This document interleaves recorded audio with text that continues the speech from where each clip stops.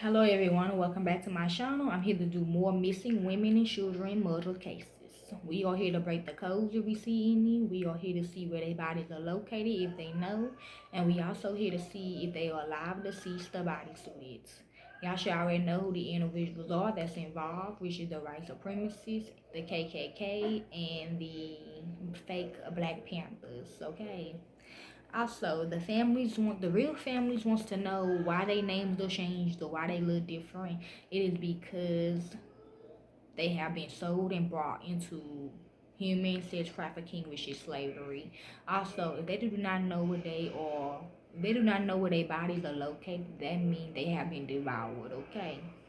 So let's begin. This is about a woman named Sherrie, Sherrie, Stout, Stout. She's saying she was tall, 35. Mother and daughter go missing. Child turns up 4 years later. 4 years later, okay. So they both deceased. This is how she looks. Let's begin. In 2005, a Bronx family expanded with Laquan Gillum shows up at their door with his 1-year-old daughter, Qurana, Quranah. He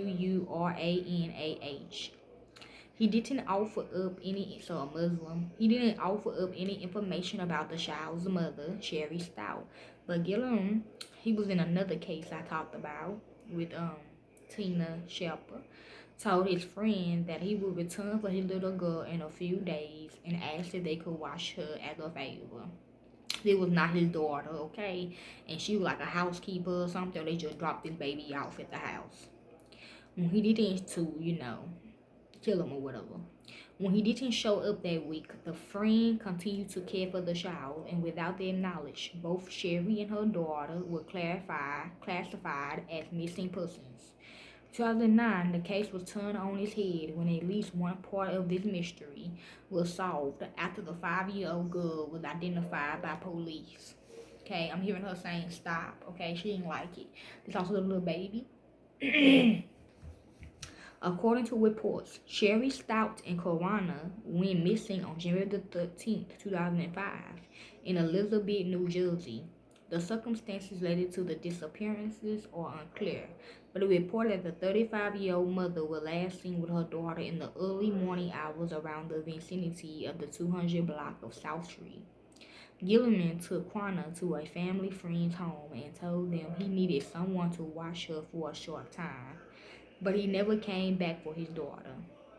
Later, Gilliman was arrested and jailed on drug charges to them in their court, and he didn't say anything about where Sherrie Stout or their daughter were located. Then in 2009, he tipped off the authorities regarding where they could find Quana. And according to the family that had been caring for her for 4.5 years, they did try to locate the little girl's relatives. They do this, okay? And a lot of victims coming to me about this, like they would drop a baby off at the house and then come back to kill that family in the child. Or also the child could be already a grown person but transforming into a child, but not in this case.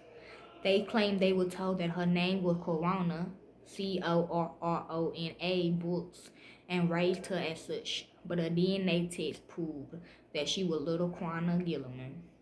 I couldn't believe that was my sister. When I last saw her, she was on the bottle and in diapers.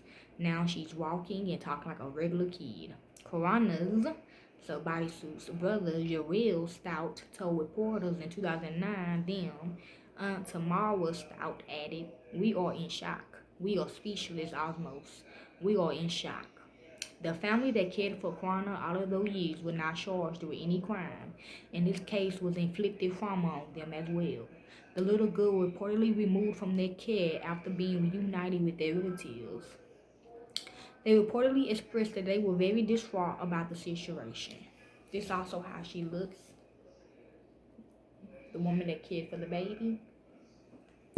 Meanwhile, Sherrie Stout remains a missing person.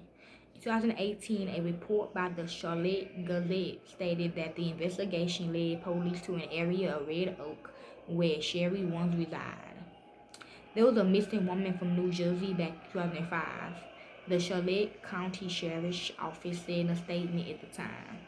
Investigators from there tracked back to a residence here in Charlotte where she used to live, and the ex-husband told someone she could have been buried at that residence. She saying no. An intensive search of the location did not turn up any evidence showing that Sherrie Stout was at that location. Maybe my mother was out there. At least I got one back, said Joelle all those years ago. Now we looking on the second one. At the time of her disappearance, Sherrie Stout stood 5 feet 3 inches tall and rated 130 to 135 pounds. She had black, dark brown hair and brown eyes. Both her ears are pierced. Sherrie will be 52 years old at the time of this publication. Her middle name is Lynetta, Lynnette, and some databases and reports listed the spelling of her first name as Sherrie, Sherry. Okay, you see any S's in the name, that means snake, okay?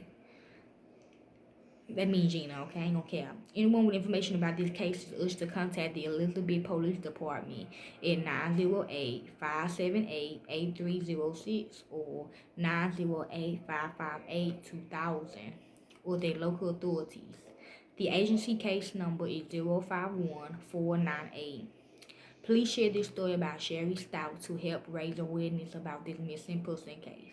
She is our sister and her life matters. So if y'all like to help with this case, y'all can. I don't do it for the fame or the money. I do it because it's what I love to do, okay? I'm out. Peace.